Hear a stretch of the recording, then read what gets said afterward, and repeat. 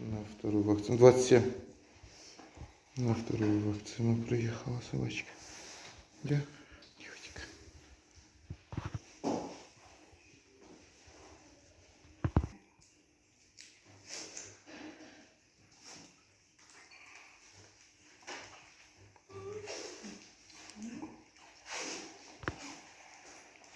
Уши из головы, челюсти, отсюда, потому что у меня абсцесс был головы.